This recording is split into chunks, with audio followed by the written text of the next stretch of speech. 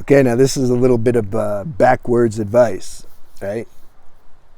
You're obsessed and super attracted to feeling female attraction. And I'm telling you, go experience that fully. Take a year and just do it 24 hours a day if you can. I did it. I'm not totally serious, but if you can do that, by all means. And why do I say that?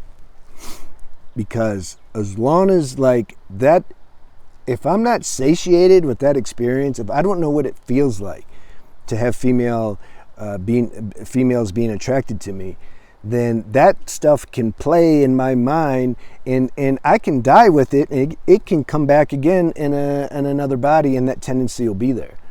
You see, I like to broaden things. I mean, I try to stay on just this life, but sometimes I gotta bring a bigger picture in sometimes to make a point.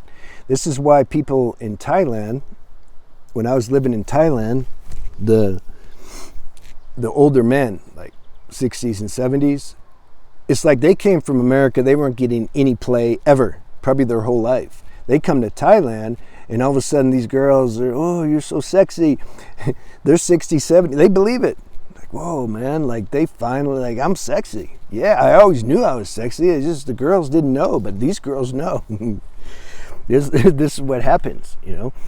They something inside knows the girls are working them because, you know, they want their money, they want them. I hope my mic's okay. They want them to give them business, massage, or they want to pay for them to. It's a girlfriend for hire, basically, and so they know, the guys know somewhere inside that that's like the reality, but they want the attention and attraction so bad they just can't. They don't listen to it. And the better liars the girls are, the better experience for the guy, you know. And they go, oh wow, he's so good in bed, and you know. And then the guy will leave, and she'll, you know, I really want to go to school and I want to be something. So then later when you come back, I'll have a job. Can you give me some money for school? Yeah, sure. You know, it's me and you though, right? Like you're not, no, yeah, totally. Like I'm with you, like forever, you know? Okay, cool, yeah, I'll hook you up. And then meanwhile, she has a few other guys, she's doing that at the same time. Do you realize that some of these girls, they make like, this is a lot of money in Thailand. They make hundreds of thousands of dollars a year. They're just really good actresses and good actors. Sometimes they end up dead later, but for the time they're working, you know, 3 or 4 guys that have a bunch of money. They leave, and she's getting Western Union money like all day long. You know, it's amazing. Did I go off track? I don't think so. It's all part of the thing. So pay attention. Again, I got to bring Tantra spiritual practice into this. And for those who haven't heard me say before, Tantra means it's not denying yourself. It's being conscious when you do something, because the consciousness is what transcends something. It's not when now certain things you just say, yeah, I'm just not going to do that. It's not backed by a bunch of energy. It's like, for some people, I've shared before, it's like no big deal. Like they don't even care about getting attention from girls. They don't even notice. They go out into public, they're not even paying attention. But maybe they can't stop eating. They're addicted to hamburgers or pizza or something, and you know. So we all got our thing. And the way to transcend these things usually is you have to pay attention to when you're doing it. How does it feel? How does it feel? Keep checking in. She gave me a hit of attention. How does that feel? Oh, it felt pretty good. Oh, wait, it's gone now. It only lasted a second. Oh, I need to do it again. Oh, wait a minute. How long am I going to keep doing this? I'm like stuck in a loop.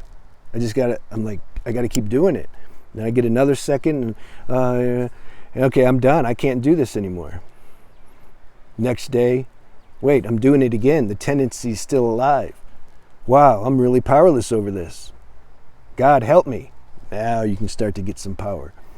You see, when we surrender and admit like that this thing is bigger than me, I need some I need some divine intervention, then something can start to help. And then once we recognize this deeper power, we're like, wait, I want to apply this to every aspect of my life. This is a good deal.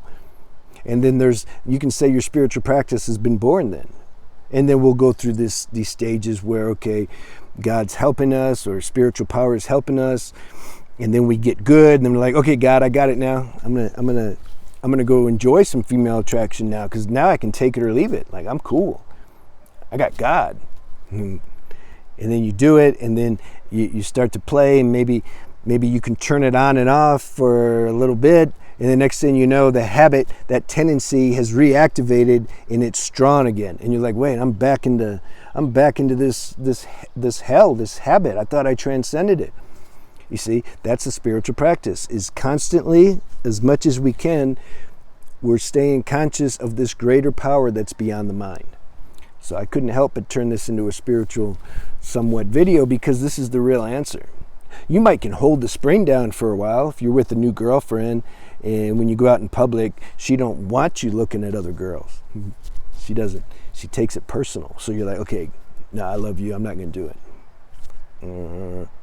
And then she says, oh, I have to go home and do something. Okay, cool. Yeah, good. I'm good. I'm good. She goes home, and then it's like, boom, give me my dopamine hit. Let me know that other girls like me too, not just my girlfriend. So that whole game starts. So just be aware. This is the pattern that we're trying to transcend. You can't do all this at once. You see how deep it is? Like, it's impossible to keep somebody's coming. It's impossible. I'm about done anyway. We're like at 7 minutes. So I hope you got something from that, and let me know if you have any questions. This is a deep subject. Okay, take care.